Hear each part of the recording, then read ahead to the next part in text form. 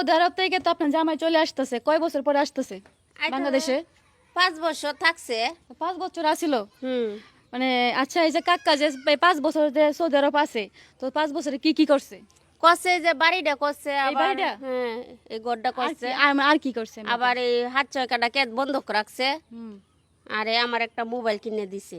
আর এই যে আপনার যে ছেলে মেয়ে আছে ওরা লেখাপড়া করাইছে লেখাপড়া কিছু করাইতেছে। টাকা দিয়ে। ও আচ্ছা, তাই আপনার জামাই তো অনেকদিন পরে আইতাছে, হ্যাঁ, তারপরে কেমন লাগতেছে কোন? ভালোই লাগতেছে। মনে হইছে নতুন বিয়ে হইব না? আচ্ছা, যাই হোক, তো চাচি জামাই মানে প্রথম মানে 5 আমার বছর পরে আইতাছে তো ভালোই আচ্ছা, লাগবে। তো আমার কাকা মানে এই কাকা শ্বশুর হয়, তো অনেকদিন পরে আসতেছে, তাও 5 বছর পর। আরো কয়দিন থাকলে ভালো হইলো বুঝছো, কাজ কাম করছে তো, এই যে গদ্দর বানছে কেট বন্ধক রাখছে, এখন টিয়া পয়সা ভাঙ্গেলছে, তো খালি আইতে আইবো। আর কিছুদিন থাকলে ভালো হইতো এর লাগে। শুনেন, ওই মানে যারা বাংলাদেশে থাকে, এরা তো প্রবাসী যায় মন ঠিকানা, মানে মন ঠিকানি লাগে লেগে জানেন, এই যে বউর চিন্তা করে, মায়ের চিন্তা করে, তারপর হচ্ছে সন্তানের চিন্তা করে, কিন্তু মনটা খুব কষ্টে টিকায় রাখে। কেউ কিন্তু চায় না যে মা সন্তান বউ রাইখা যে তাকে যে প্রবাসী। আচ্ছা, আপনি যে কইলেন যে মানে যে আপনার জামাই আসতেছে, মানে কথাটার জন্য মাইক্রোফোনটা হাতে নিয়েছি, ভিডিওটা আমি করতেছিলাম, যে সে আসতেছে, কিন্তু আপনি বললেন যে আরো কয়দিন থাকলে ভালো হইতো। মানে এই কথাটা তো যদি তার মা থাকতো, তার মা তো বলতো না, আপনি কেন বললেন? বলছি যে এই টিয়া পয়সা সব বিদেশের টিয়া পয়সা সব ভাঙ্গে লাইছে, বাড়িতে কি করব কি খাইবো। এই যে বাড়ি করছে, বাড়ি করলে তো বাড়ির মধ্যে হইতে থাকলে তো আর হইতো না, খাওয়ান তো লাগবো পেট জমতে। সে তো এখনো বুড়া হয়ে যায় না, দেশে আইবো, ছেলেগুলো বড় হয়েছে, সবাই মিলে একটা কাজ টাজ করবো নাকি? তোমার তোমার কথাও ঠিক আছে, এখন আনছি তো কইছিলাম তো কইছি কিছুদিন মানে যদি আপনি থাকতো। আপনার কথাটা এই এই বক্তব্যটা যে অনুযায়ী বুঝলাম যে সে যে আইতাছে, মানে আর কয়দিন থাকলে আর কিছু টাকা হইতো। হ্যাঁ, মানে হ্যাঁ। তার কত বছর পর আইতাছে দেশে? 5 বছর পরে আইতাছে। 5 বছর পরে আইতাছে, তারপরও আপনি কথাটা বললেন যে আর কয়দিন থাকলে ভালো হইতো। লোক একটা টাকাটাই বুঝতেছেন আপনি।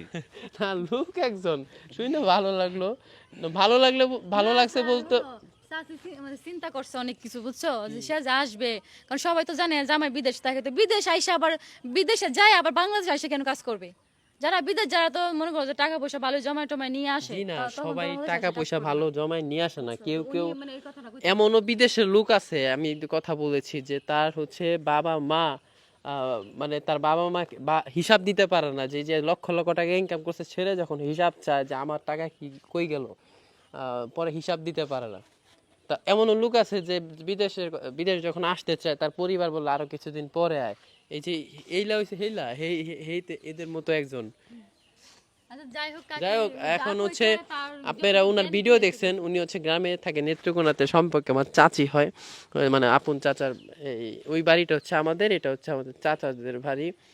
তো ওনার হাজবেন্ড বিদেশে, তো চলে আসতেছে কুরবানি ঈদের পরে, নেই আসার কথা ছিল না, আগে আগে আয় করবো, হ্যাঁ আগে চলে আসবে। ঠিক আছে, কুরবানিদের আগে আয় করবো। আচ্ছা, আপনার ছেলে কয়জন? 2 জন, এক মেয়ে 2 ছেলে। আচ্ছা, এই ছেলেরা কি করে? লেখাপড়া করে।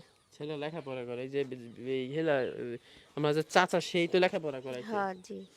আচ্ছা, সবসময় একটা জিনিস মনে রাখবেন, যা আছে তা নিয়ে সন্তুষ্ট থাকেন, আলহামদুলিল্লাহ বলেন, যে অবস্থানে আছেন। আপনি কি জানেন, আপনি যে ঘর বাড়ি করছেন, এই জায়গায় মানুষ আসার জন্য এই মানে অনেক আফসোস করে যে আমি যদি এরকম একটা বাড়ি হইতো। হ্যাঁ ঠিক আছে করে, হ্যাঁ, এমন বাড়ি কে কয়জনে করতে পারবো?